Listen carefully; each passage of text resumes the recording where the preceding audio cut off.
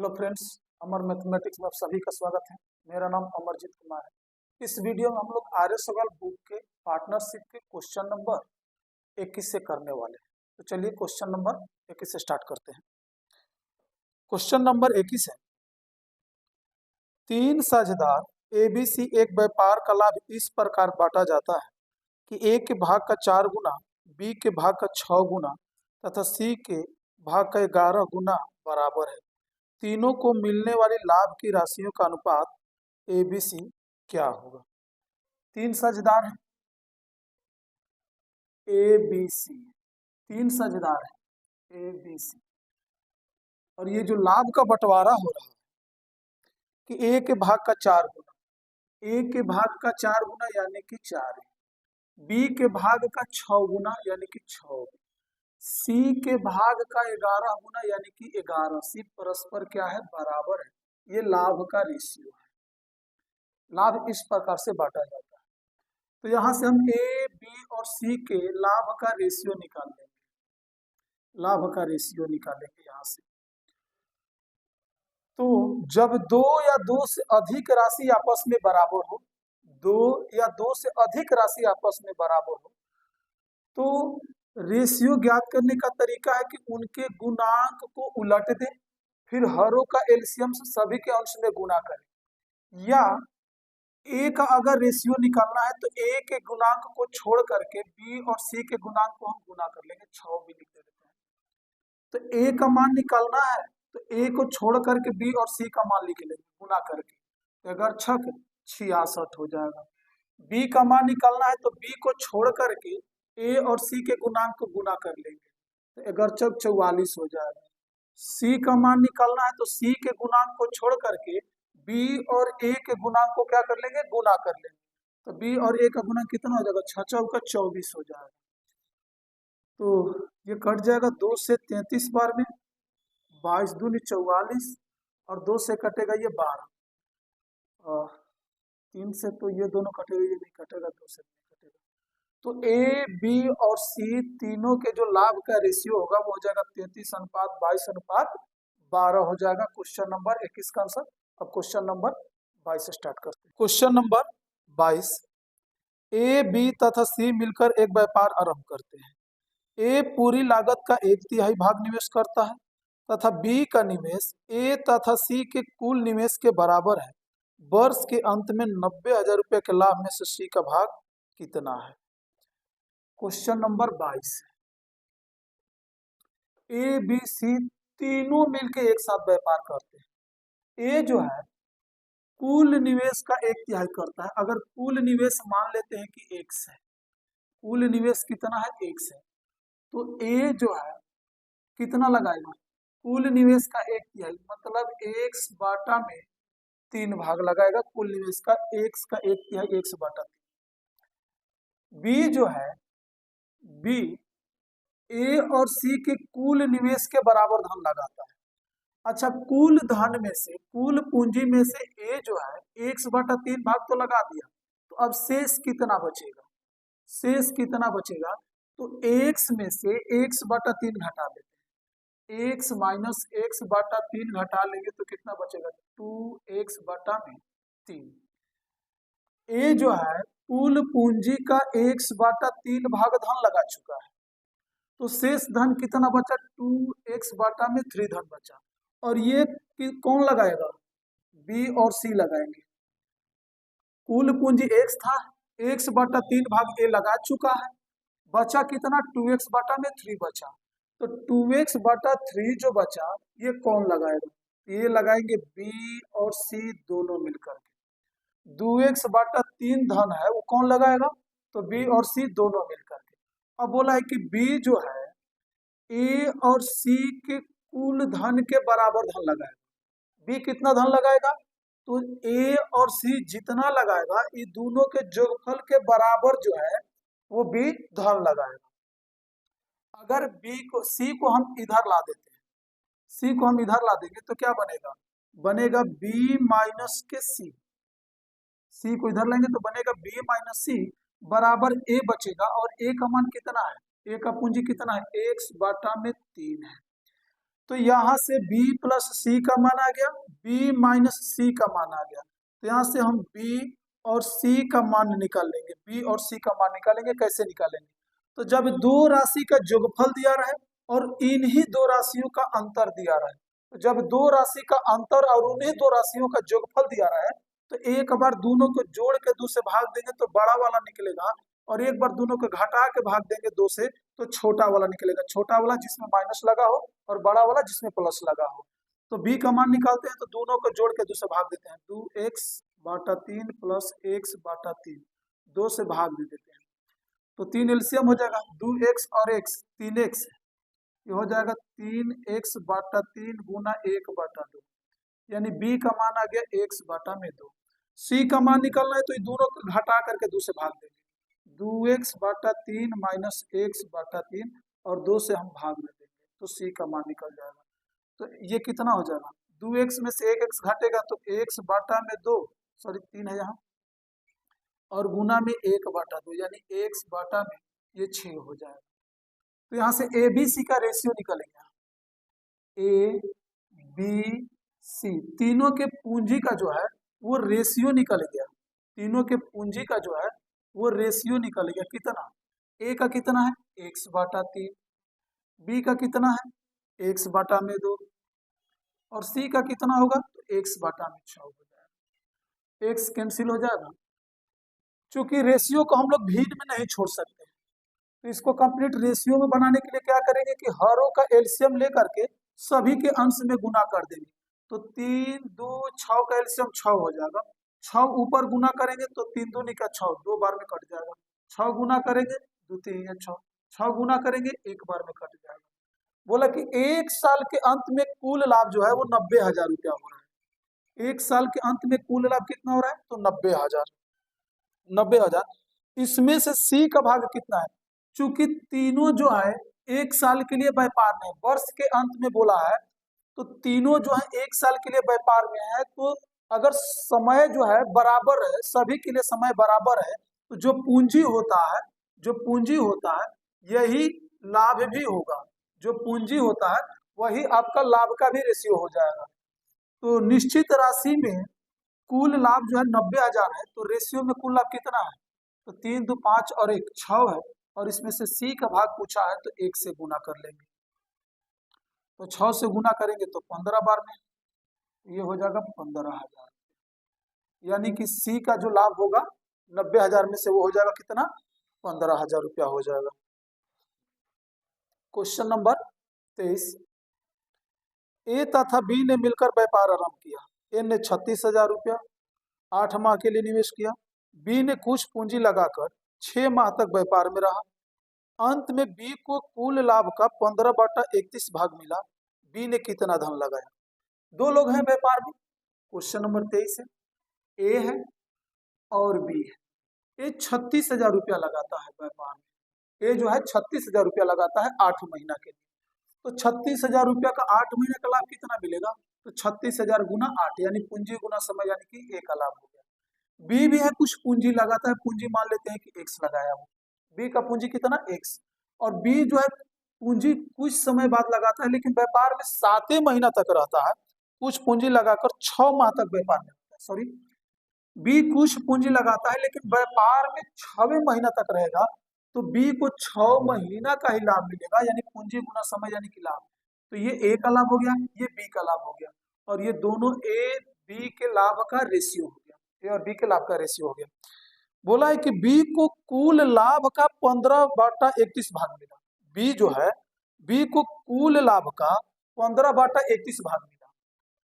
तो 15/31 भाग मिला, यानी कि कुल लाभ जो था, कुल लाभ, अगर कुल लाभ 31 होगा तो उसमें से बी को कितना मिला? 15। यानी कि कुल 31 लाभ में से बी को कितना मिलेगा? 15।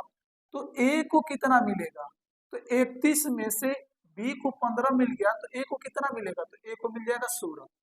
तो यहाँ ए और बी के लाभ का रेशियो ये रहा, और यहाँ पर ए और बी का रेशियो कितना हो जाएगा? तो 16:15 हो जाएगा ए और बी का रेशियो। ए और ये बी दोनों ए और बी का ही रेशियो है, लाभ का रेशियो है, इसलिए आपस में बराबर। ये लाभ है, लाभ। तो ये 6 से कट जाएगा, 6 एक 36 और 6 8 48, तो 48 पर 3 जीरो, 48,000 हो गया। और ये हो जाएगा x बराबर कितना, 16:15। तो जब दो अनुपात आपस में बराबर हो तो उसे समानुपात कहते हैं। और समानुपात को कैसे सॉल्व करते हैं, नजदीक के गुना नजदीक से और दूर के गुना हम दूर से सॉल्व करते हैं। तो ये हो जाएगा कितना, 48,000 गुना में 15 बराबर ये हो जाएगा x गुना में 16। ये 16 से कट जाएगा, 16 × 48 और x बराबर आ जाएगा 15 × 3 45,000 रुपया हो जाएगा x का मान। यानी बी ने जो पूंजी लगाई थी, बी का पूंजी x था, तो बी जो है पूंजी कितना लगाया था, तो 45,000 रुपया पूंजी बी ने लगाया था। चलिए क्वेश्चन नंबर 24। एक व्यापार में 3 साझेदारों के लाभों का अनुपात 5, 7 और 8 के अनुपात में है। इनका धन क्रमशः 14 महीने, 8 महीने तथा 7 महीने के लिए निवेशित रहा। इनकी पूंजियों का अनुपात क्या है। Question number 24। 3 लोग हैं व्यापार में, ए है, बी है और सी है। इनके लाभ का रेशियो दिया है 5, 7, 8। लाभ का रेशियो है 5:7:8 के रेशियो में। और इनके समय जो है 14 महीना, 8 महीना तथा 7 महीना है। समय जो है 14, 8 और 7 महीना के लिए। तो बोला है कि इनके पूंजियों का अनुपात क्या है, पूंजी का रेशियो पूछा है, पूंजी का रेशियो। तो लाभ बराबर फॉर्मूला होगा, लाभ बराबर होता है पूंजी गुना में समय, पूंजी गुना में समय। और यहाँ पर पूंजी का अनुपात पूछा है, तो पूंजी का अनुपात पूछा है तो पूंजी बराबर हो जाएगा लाभ बाटा में समय, लाभ बाटा में समय। तो पूंजी का हमें रेशियो निकालना है, तो लाभ बाटा समय कर देते हैं, तो लाभ बाटा में समय ये हो जाएगा 7 बाटा में 8 और ये हो जाएगा कितना, 8 बाटा में हो जाएगा 7। लाभ बाटा समय पूंजी, लाभ बाटा समय पूंजी, लाभ बाटा में समय पूंजी हो जाएगा सभी। अब क्या करेंगे कि हरों का एलसीएम लेकर के सभी के अंश में गुना कर देंगे। तो 14, 8 और 7 का एलसीएम कितना हो जाएगा, 14, 8 और 7 का एलसीएम। तो 7 और 14 तो कट जाएगा, बचा 8, तो 2 से कटेगा, 4 नहीं काट पाएगा, तो 56 हो जाएगा। 14, 8 और 7 का एलसीएम कितना हो जाएगा, तो 56। तो 56 ऊपर गुना करेंगे तो 14 से 56 4 बार में कटेगा और 4 5 हो जाएगा कितना, 20। 14, 8, 7 का एलसीएम निकाले हैं, 14, 8, 7 का एलसीएम आएगा 56 आएगा। 56 ऊपर गुना करेंगे, 8 7 56, 7 7 49 हो जाएगा। 56 ऊपर गुना करेंगे 7 से 8 बार में कटेगा और 8 हो जाएगा, ये 64 हो जाएगा। अब ये किसी से तो कटेगा नहीं, तो इनके पूंजी का जो रेशियो होगा 20, 49 और 64 ही होगा शायद, 20, 49 और 64, हाँ यही होगा क्वेश्चन नंबर 24 का answer. Question number 25। A B C ने एक कार्य को 16,500 रुपये में समाप्त करने का ठेका लिया। ए तथा बी ने कुल कार्य का 7/11 भाग समाप्त कर दिया तथा शेष कार्य सी ने किया। इस धन में से सी का भाग कितना होगा। ए बी सी 3 लोग हैं। Question number 25।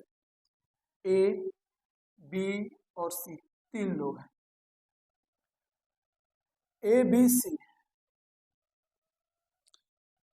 3 लोग हैं, लेकिन बोला है कि ए प्लस बी जो है कुल कार्य का, ए तथा बी ने कुल कार्य का 7/11 भाग समाप्त किया। तो यानी कि कुल कार्य जो था, यानी कि कुल कार्य अगर 11 था, कुल कार्य कितना 11 था, तो ए और बी जो है कुल कार्य 11 का 7 भाग काम कर लिया है। 11 भाग में से 7 भाग जो है ए और बी ने कर लिया है। कुल कार्य 11, तो उसमें से ए और बी ने कितना काम कर लिया, तो 7 काम कर लिया है। बचा कौन, सी। जो शेष काम बचा उसको सी कर रहा है। तो 11 काम में से ए और बी जो है 7 काम कर चुके हैं, तो सी के लिए कितना काम बचेगा, तो 4 काम बच जाएगा। तो कुल 11 काम में से ए और बी 7 कर चुके हैं, तो सी कितना करेगा, उसमें से 4 काम करेगा। और बोला है कि कुल कार्य जो है 16,500 रुपया में समाप्त करने का ठेका लिया है। 16,500 रुपया में समाप्त करने का ठेका लिया है। अच्छा, तो यहाँ रेशियो में कुल कार्य का जो कुल रुपया कितना हो जाएगा, तो अगर किराया संबंधित प्रश्न को सॉल्व करते हैं, किराए संबंधित प्रश्न को सॉल्व करते हैं, तो किराया जो है उसी अनुपात में तय होता है जिस अनुपात में वस्तु का यूज किया जाता है। यानी कि जितना आप काम करिएगा उतना ही आपका किराया होगा। यानी कि ये 7 काम करेंगे तो किराया इनका 7 होगा, ये 4 काम करेंगे तो किराया इनका 4 होगा। यानी कि जितना काम करिएगा उतना ही आपको किराया मिलेगा। यानी कि ये जो आपका कार्य है वही आपका जो है वो मजदूरी बन जाएगा, यानी कि कुल राशि बन जाएगा मजदूरी का। तो यहाँ पर कुल मजदूरी यानी कुल राशि जो है 16,500 है, तो रेशियो में कुल राशि कितना हो जाएगा, 7 4 11 हो जाएगा। और निकालना किनका है, तो सी का भाग निकालना है। तो सी का भाग निकालने के लिए हम 4 से गुना कर देते हैं, तो सी का भाग निकल जाएगा 11 एक बार में, 11 5 55, 15 चौका 60, यानी कि 6,000 जो है वो सी के भाग में आएगा 16,500 रुपया में से। क्वेश्चन नंबर 26 देखते हैं।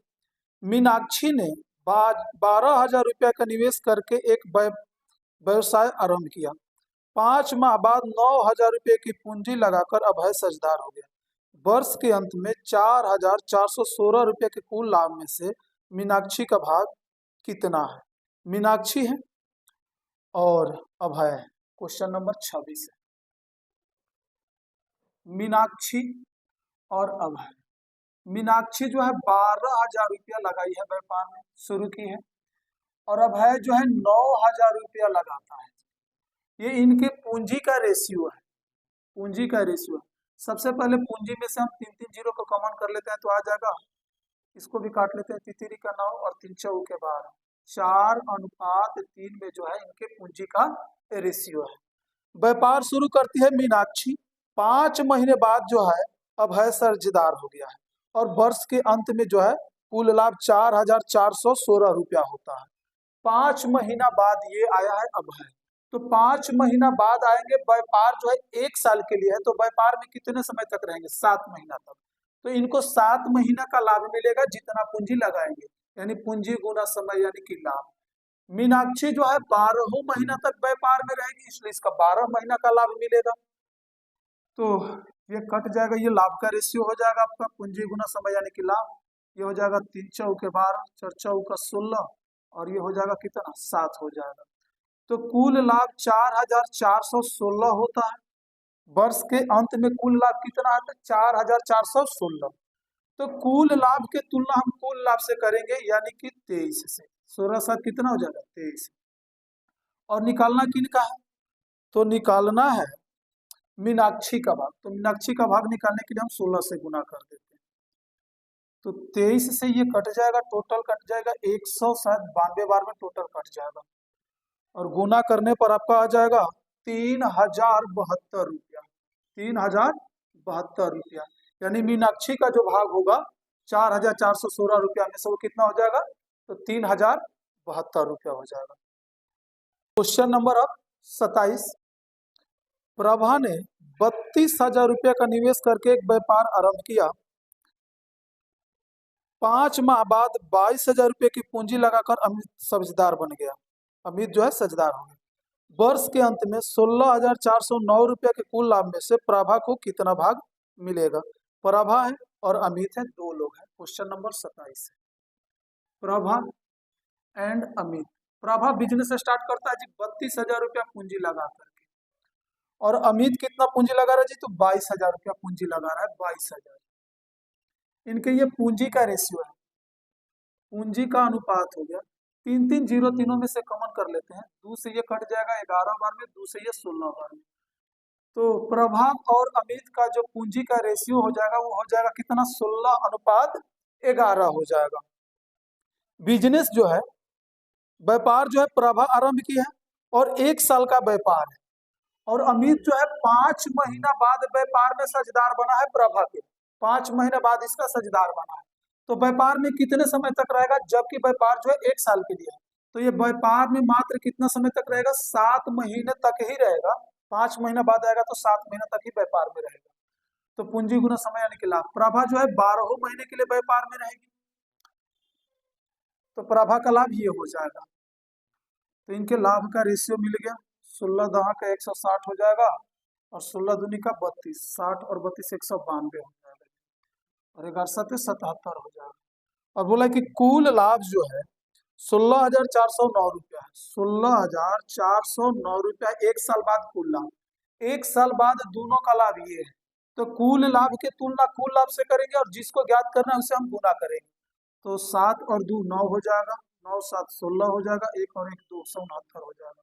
और निकालना है हमें कि प्रभा का भाग कितना है, तो प्रभा का भाग निकालना है तो 192 से गुना कर देंगे तो प्रभा का निकल जाएगा।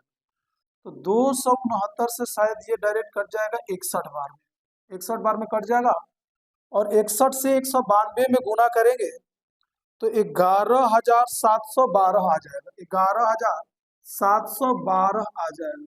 यानी कि 16,409 रुपया के कुल लाभ में से एक साल बाद प्रभा को कितना लाभ मिलेगा, 11,712 रुपया मिलेगा। अब क्वेश्चन नंबर 29 देखते हैं। क्वेश्चन नंबर 28 और क्वेश्चन नंबर 13 जो है वो दोनों एक ही प्रश्न है, तो एक ही प्रश्न है इसलिए क्वेश्चन नंबर 28 को छोड़ देते हैं। पिछले वीडियो में हम लोग क्वेश्चन नंबर 13 को कर चुके हैं, तो यहाँ पर क्वेश्चन नंबर 28 को छोड़ देते हैं। पिछला वीडियो आप लोग देख सकते हैं, क्वेश्चन नंबर 28 उसमें बना हुआ है। तो क्वेश्चन नंबर 29 है, 4 ग्वालों ABCD ने मिलकर एक चरगाह किराए पर ली। ए ने 18 गाय 4 महीने, बी ने 25 गाय 2 महीने, सी जो है 28 गाय 5 महीने चराई तथा डी ने 21 गाय 3 महीने चराई। यदि कुल किराए में से ए का भाग 3600 हो तो चरगाह का कुल किराया कितना है। क्वेश्चन नंबर 29, क्वेश्चन नंबर 28 और क्वेश्चन नंबर 13 दोनों एक ही प्रश्न है, ठीक है। तो क्वेश्चन नंबर 13 पिछला वीडियो में आप लोग देख लीजिएगा। तो 4 लोग हैं ABCD, ए जो है 18 गाय चराता है, बी 25 गाय, सी जो है 28 गाय चराता है और डी जो है 21 गाय चराता है। तो किराए संबंधित प्रश्न में क्या होता है कि किराया उसी अनुपात में तय होता है जिस अनुपात में वस्तु का यूज होता है, यानी कि जो जितना वस्तु का जितना समय तक यूज करेगा उसका किराया उतना ही होगा। तो यहाँ ए जो है 18 गाय जो है 4 महीना तक चराएगा तो ए का किराया ये हो जाएगा, बी जो है 25 गाय 2 महीना तक चराएगा तो बी का किराया ये हो जाएगा, सी जो है 28 गाय 5 महीना तक चराएगा तो सी का किराया ये हो जाएगा, डी जो है 21 गाय 3 महीने तक चराएगा तो सी का किराया डी का किराया ये हो जाएगा। तो ये ABCD के चारों के किराए का अनुपात हो गया, ये हो जाएगा कितना, तो 72 हो जाएगा, ये 50 हो जाएगा, 8 5 40, 5 10 4 14 140 हो जाएगा और 21 3 63 हो जाएगा। बोला कि ए का किराया जो है वो 3600 रुपया है, ए का किराया कितना है तो 3600 रुपया है निश्चित राशि। रेशियो में ए का किराया कितना है तो 72 है, तो ए के किराए की तुलना हम ए के किराए से कर लेंगे और जिसको ज्ञात करना है उससे हम गुना कर लेंगे। तो बोला कि चरगाह का कुल किराया कितना है, तो कुल किराया निकालना तो सबको जोड़ करके भाग देते हैं, तो 3 और 2 5 हो जाएगा, 6 4 10, 5 15, 5 20 और 2 22 के 2 हाथ से 2 हो जाएगा, 1 और 2 325 हो जाएगा। तो 36 दूनी का ये 72 हो जाएगा और 2 से ये कटेगा 50 बार और गुना करेंगे तो कितना हो जाएगा, 5 5 25, 2 5 10, 2 12 हो जाएगा, 3 5 15 और 1 16, यानी कि 16,250 रुपया जो था वो कुल किराया था। क्वेश्चन नंबर 30 अंतिम प्रश्न है, समियारा महिरा तथा कियारा ने DVD का एक सेट 578 रुपये किराए पर लिया। यदि उन्होंने इसका प्रयोग क्रमशः 8 घंटे 12 घंटे तथा 14 घंटे किया हो तो कुल किराए में से कियारा को कितना देना पड़ेगा। क्वेश्चन नंबर 30, 3 लोग हैं, समियारा है, महिरा और कियारा है, समियारा महिरा और किराया है। इन तीनों लोगों ने DVD सेट जो है किराए पर लिया है और कितने किराए पर लिया है तो 578 रुपये किराए पर लिया है और कितना समय यूज किया है तो ये 8 12 और 14 घंटा यूज किया है, 8 घंटा 12 घंटा और 14 घंटा जो है वो वो प्रयोग किए हैं। तो कुल किराए में से किराया का भाग कितना होगा, किराया का भाग हमें ज्ञात करना है। तो किराए संबंधित पिछला प्रश्न में भी किराया संबंधित प्रश्न था और ये वाला प्रश्न भी किराए संबंधित प्रश्न है। तो किराए संबंधित प्रश्न को कैसे सॉल्व करते हैं, तो जिस अनुपात में हम वस्तु का यूज करते हैं उसी अनुपात में ही किराया देना होता है। तो यहाँ यूज कितना समय किया जा रहा है, ये 8 घंटा, ये 12 घंटा और ये 14 घंटा। तो जो प्रयोग की गई समय है यही किराया भी हो जाएगा, यानी जो प्रयोग का रेशियो होगा वही जो होगा वो किराया का भी रेशियो हो जाएगा।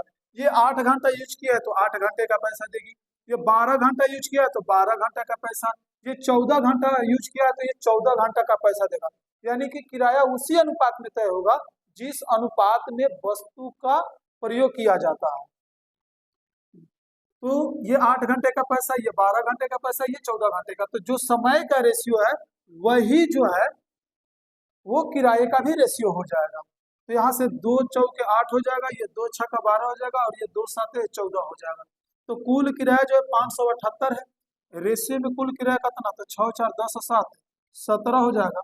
और किराया का किराया पूछा है तो 7 से गुना कर देते हैं।